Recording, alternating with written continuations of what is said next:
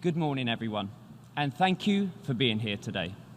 My name is David Beckham, and this is not my usual day at the office, so please bear with me. For almost 15 years, I have worked with UNICEF as a global goodwill ambassador, supporting their work for children around the world. Today is World Children's Day, a day when we should all remind ourselves of our duty to children everywhere. Our duty to protect them, their hopes, their aspirations, and of course, their dreams. I know from my work with UNICEF just how lucky I was as a child. I grew up in the East End of London, and I always dreamed of being a professional footballer. It was all I ever wanted. And unlike many children around the world, I was incredibly lucky. I had a home, an education, and a family to help me achieve my dreams. I worked hard, but I was always supported every step of the way, first by my amazing family, then by my teachers, and then by my coaches. From a very young age, I had people in my corner who believed in me, who wanted me to succeed, and who helped me reach my goals. Since 2001, I've worked with UNICEF, meeting girls and boys from all over the world. Children much less fortunate than that boy from the East End of London. Children hungry and sick.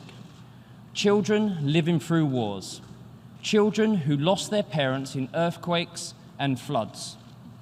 Girls and boys with different stories and backgrounds from my own.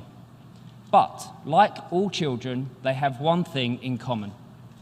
They have ambitions and they have dreams for a better future. I have travelled to many places around the world with UNICEF and heard firsthand from children who are calling out for change. Like the children I met in Indonesia, who dream of a school with no bullying. They are leading a brave program to help make that happen. Or the children I spent time with in a refugee camp in Djibouti who are fleeing violence and war. They dream that one day they will be able to return home to live in peace.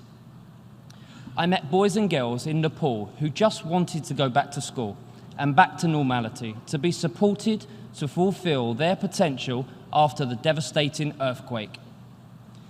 I heard from young people in South Africa and Swaziland who deserve to grow up free from diseases like HIV.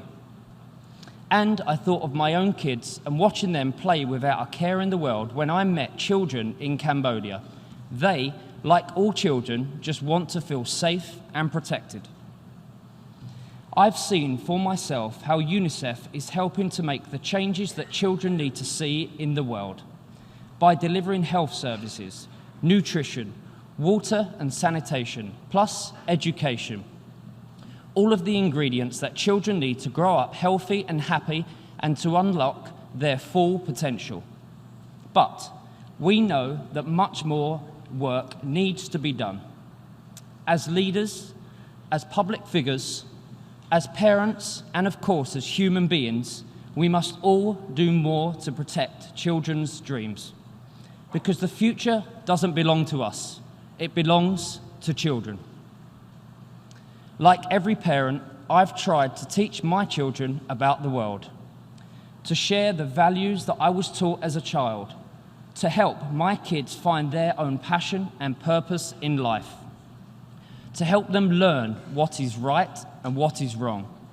But I also know that every single day, our children are teaching us. As a father of a young daughter, I see her determination to achieve her goals and to have just as many choices in life as her brothers do. I see her being inspired by young women speaking out for change. I hear her passion about the need to protect our planet for the future. But around the world, the voices of children are getting louder. They are calling for better health, a visit to a doctor, a simple vaccination against diseases, a plate of food and clean water to drink.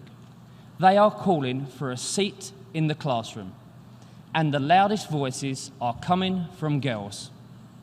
They just want the same opportunities as boys to learn and develop. Young people are calling for a planet that can support them and future generations, where our resources are sustainable and our environment is protected. And they are calling for peace, for an end to violence, an end to war, an end to the political and cultural divisions that destroy communities, tear families apart, and endanger children's lives every single day. As we mark the 30th anniversary of the Convention on the Rights of the Child, we must ask ourselves, are we listening? As adults, are we humble enough? Are we smart enough to realize that in the face of every single child, we can see the future of the world? Children never stop learning, neither should we. Children never stop asking questions and demanding more, neither should we. So please, join me in this mission for children.